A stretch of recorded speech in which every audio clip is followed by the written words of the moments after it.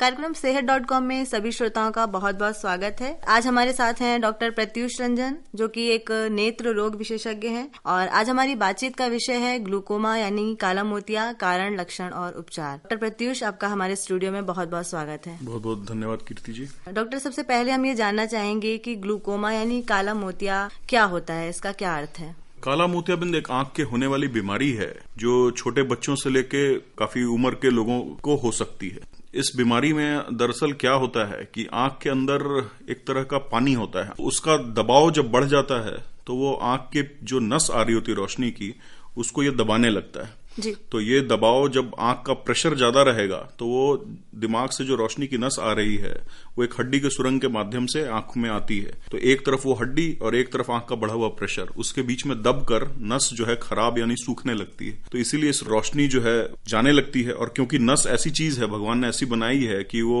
वापस ठीक नहीं होती है। जैसे अगर चमड़ी कट जाए तो वो 7 दिन में भर जाएगी, हड्डी टूट जाए तो 1.5 महीने में जुड़ जाएगी, पर नस कभी ठीक नहीं होता है।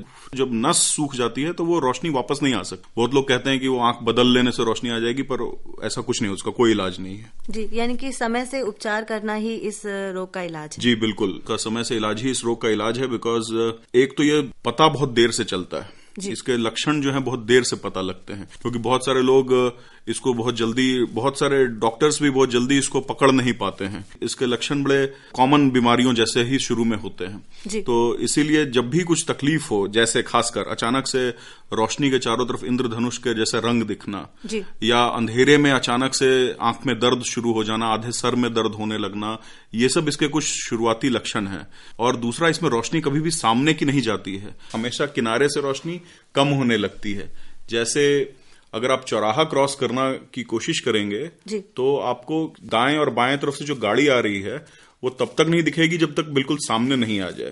तो इस बीमारी में आपको ये तकलीफ होने लगती है, सामने का दिखना बिल्कुल आखिरी में जाता है।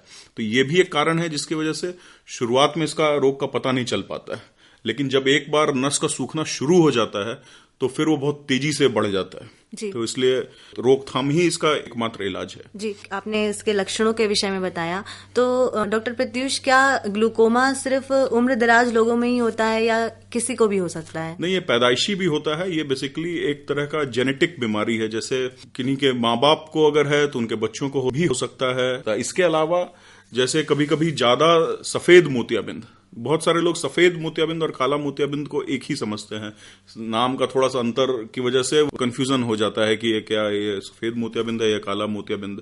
सफेद मोतियाबिंद आंख के लेंस में होने वाला बदलाव है, और सफेद मोतियाबिंद बीमारी नहीं है। सफेद मोतियाबिंद एक उम्र के साथ का होने वाला बदलाव है। जैसे सर के बाल सफेद होने लगते हैं, वैसे ही आंख का लेंस सफेद होने लगता है, तो आदमी को धुंधला दिखना शुरू होता है। लेकिन वो जो धुंधलापन है उसके साथ साथ लेंस का आकार भी बड़ा होने लगता है। एक नॉर्मल आदमी, 30-35 साल के आदमी के आंख का लेंस का वजन करीब 30-35 मिलीग्राम होता है, लेकिन जब वो 55-60 साल का पहुंचता है और उसका लेंस बूढ़ा होने लगता है, यानी धुंधला होने लगता है, तो वो वजन बढ़ते बढ़ते 300-350 मिलीग्राम हो जाता है। तो बढ़ता हुआ लेंस भी आंख के अंदर प्रेशर बढ़ा देता है। तो कभी कभी अगर समय पर सफेद मोतियाबिंद का इलाज नहीं कराया जाए तो भी काला मोतिया में बदल सकता है। इसके अलावा बहुत सारी और भी आंखों की बीमारियां हैं, जैसे शुगर की बीमारी। शुगर की बीमारी से भी पर्दों पर खून की नलियों का फूटना या उनमें रसाव होना, इस तरह के लक्षण शुरू हो जाते हैं, और वो भी काला मोतिया बना सकता है। तो काला मोतिया का कारण अनेक हैं, लेकिन उसका परिणाम एक ही है कि वो आंख का प्रेशर बढ़ जाएगा और नस सूखने लगेगी जी।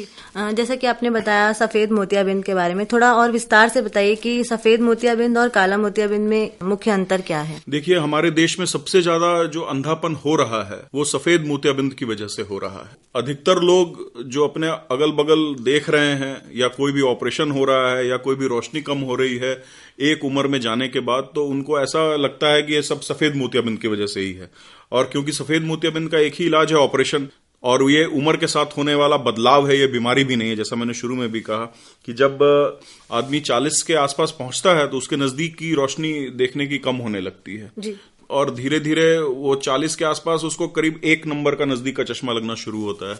फिर वो धीरे धीरे उम्र के साथ बढ़ता बढ़ता 55-60 की उम्र तक जाते जाते 3.5-4 नंबर का चश्मा लगने लगता है। और यही समय है जब अगर 3.5-4 नंबर के पास आप पहुंच गए तो ये मान के चलिए कि अगला 1-2 साल में आपको सफेद मोतियाबिंद शुरू हो जाएगा और उसको आप रोकने के लिए कुछ नहीं कर सकते। तो सफेद मोतियाबिंद जो है उसका इलाज बहुत ही आसान है, ऑपरेशन कराइए और अगले दिन से ही आपको अच्छा दिखने लगता है। आजकल छोटे चीरे से ऑपरेशन होता है, कोई सुई नहीं, कोई पट्टी नहीं, 5वें दिन से बिल्कुल 80-90% आप देख सकते हैं। लेकिन काला मोतिया जो है, मिलते जुलते नाम की वजह से बहुत सारे लोग इसमें कंफ्यूजन में आ जाते हैं कि ये वही सफेद मोतियाबिंद पकता पकता सफेद से काला हो गया। वो वहां की चीज नहीं है, ये लेंस का बदलाव नहीं है, ये आंख के पीछे जो नस है उसका बदलाव है। तो इसीलिए कभी भी अगर आपको ऐसा लगे कि आंख में दर्द हो रहा है, आधे सर में दर्द हो रहा है, पानी आ रहा है आंख से, लाल हो रही है आंख, तो जरूर अपने निकटतम आंख के डॉक्टर को दिखाइए। क्योंकि काला मोतिया में अगर प्रेशर ज्यादा है तो कुछ घंटों में आपकी रोशनी हमेशा के लिए जा सकती है। जी, यानी आदमी हमेशा के लिए अंधा हो सकता है। जैसे कि सफेद मोतियाबिंद के बारे में बताया आपने, ऑपरेशन द्वारा इसका इलाज संभव है। तो आजकल जैसे कि हमारी मेडिकल साइंस में नित्य नए आविष्कार हो रहे हैं, जो लेटेस्ट टेक्नोलॉजी है ऑपरेशन की वो कौन सी है? सफेद मोतियाबिंद में तो आज के जमाने में जो फेको विधि से ऑपरेशन हम कहते हैं जी। फेको विधि क्या है, जो आंख का जो लेंस है वो करीब 12 मिलीमीटर लंबा होता है। उसकी जो गोलाई है वो एक गोलाकार स्ट्रक्चर है, तो एक गोलाकार संरचना जो उसका डायमीटर है वो 12 मिलीमीटर के आसपास होता है। तो कायदे से अगर उसको आंख से निकाला जाए तो हमें 12 मिलीमीटर का चीरा लगाना पड़ेगा। लेकिन जब विज्ञान ने तरक्की करी तो अब हम क्या करते हैं कि हम 1.5 या 2 मिलीमीटर के चीरे से, एक मशीन होती है जिसको फेको मशीन बोलते हैं या फेको एमल्सिफिकेशन उसका पूरा नाम है, उससे हम अंदर जाते हैं उस छोटे से छेद से और वो सारा मोतियाबिंद को पाउडर या चूरे के जैसा तोड़ देते हैं आंख के अंदर और फिर उसको वहां से निकाल लिया जाता है। तो एक बहुत छोटे चीरे से ऑपरेशन का ये फायदा होता है कि घाव जल्दी भर जाता है, तो आप 5वें दिन ही अच्छा दिखने लगेगा। जब बड़े चीरे का ऑपरेशन होगा, बहुत सारे लोग बड़े चीरे को टांके वाला समझते हैं। आजकल बड़े चीरे का ऑपरेशन एक दूसरी विधि से होता है, इसमें टांका नहीं लगता है। तो ये फेको वाला जो है वो उसको सूक्ष्म विधि से कहते हैं। और छोटे चीरे वाला, आजकल बहुत सारे लोग उसको छोटे चीरे वाला कहते हैं, जिसमें टांका नहीं लगता है, पर वो फेको विधि नहीं है। तो इसलिए फेको विधि है वो सबसे आधुनिकतम सर्जरी का ये फायदा है कि आप बहुत जल्द से जल्द अपने काम पे लौट सकते हैं। आप ऑपरेशन के पहले नहीं तो आंख को शून्य करने के लिए सुई लगाने की जरूरत पड़ती है, फेको विधि में ये जरूरत नहीं पड़ती है। तो ये फेको विधि का ये फायदा है। जी, जैसे कि कई आम लोग हैं, उनमें कई प्रकार की भ्रांतियां भी हैं ऑपरेशन को लेकर कि ये ऑपरेशन सिर्फ सर्दी के मौसम में ही करवाना चाहिए तभी सक्सेसफुल होता है। इसमें कितनी सच्चाई है? जैसा कि हम सब लोग जानते हैं कि विज्ञान ने काफी तरक्की कर ली पिछले कुछ सालों में और मेडिकल फील्ड में सबसे ज्यादा तरक्की मेरे हिसाब से आंख के विभाग में हुई है या आंख के साइंस में हुई है। 40 साल पहले जब हम ऑपरेशन कर रहे थे तब हम बहुत बड़ा चीरा, जैसा मैंने भी बताया, वो 12 मिलीमीटर का चीरा लगाते थे, 5 टांके लगाते थे और आदमी को 40 दिन सर से नहाने को मना करते थे, क्योंकि टांका लगा है तो घाव पकने का खतरा ज्यादा होता है। सर से नहाने को मना है, आपको बाहर जाने से मना है। तब आपको ये ऑपरेशन जो है सर्दियों में कराना ही ज्यादा अच्छा लगता था।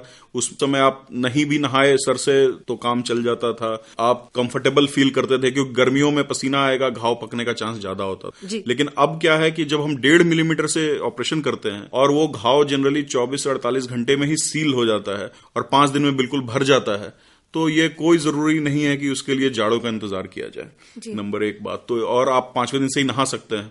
तो इसलिए अब ये जो भ्रांति फैली हुई है इसको ठीक करना बहुत जरूरी है। इसके वजह से क्या होता है, बहुत सारे लोग उस मोतियाबिंद को जो कराने की जरूरत है जून में, अगर उसके लिए नवंबर तक बैठते हैं तो कभी कभी वो पक के काला मोतिया बन के आंख को परमानेंटली अंधा कर सकता है। पुराने जमाने पर मोतियाबिंद ऑपरेशन कराने का लक्षण होता था जब आपका मोतियाबिंद पक जाए, जब पुराने जमाने में। आज के जमाने में आंख में लेंस पड़ता है, पुराने जमाने में आंख में लेंस नहीं पड़ता था। तो अब आज जो आंख में लेंस पड़ता है वो मोतियाबिंद के छिलके पर रखा जाता है। मोतियाबिंद एक आम की तरह का चीज है, उसका एक छिलका है, फिर गुदा है, फिर गुठली है। पुराने जमाने में क्या करते थे, जैसे आम तोड़ते हैं उस तरह से मोतियाबिंद तोड़ लेते थे। आज के जमाने में क्या करते हैं, मोतियाबिंद के ऊपर के छिलके में छेद बनाते हैं, उस छेद से गुठली और गूदा निकाल देते हैं, छिलके के खोल को साफ करके उसमें लेंस डाल दिया जाता है। तभी वही जगह है जहां पे लेंस रखा जाता है। अगर आप इसको ज्यादा पका देंगे तो लेंस नहीं पड़ पाएगा। तो इसीलिए आज के जमाने में सबसे पहले ऑपरेशन कब कराना है? जिस दिन आपको चश्मे से भी अच्छा नहीं दिखाई दे। पकने का इंतजार नहीं करना है। दूसरा, क्योंकि छोटे चीरे से ऑपरेशन हो रहा है, आपको सर्दियों का इंतजार नहीं करना है। जी, कई बार डॉक्टर ऐसा होता है कि दोनों आंखों में मोतियाबिंद है किसी व्यक्ति के, और लोग ऑपरेशन एक आंख में करा लेते हैं और एक आंख को ऐसे ही छोड़ देते हैं, तो ये कितना घातक है? क्योंकि भगवान ने हमें दो आंख दी है देखने के लिए, जैसे दो पैर दिए गए हैं चलने के लिए। अगर एक पैर 100% काम कर रहा हो और दूसरा 95% भी काम करे तो हमको चलने में लंगड़ाहट होगी।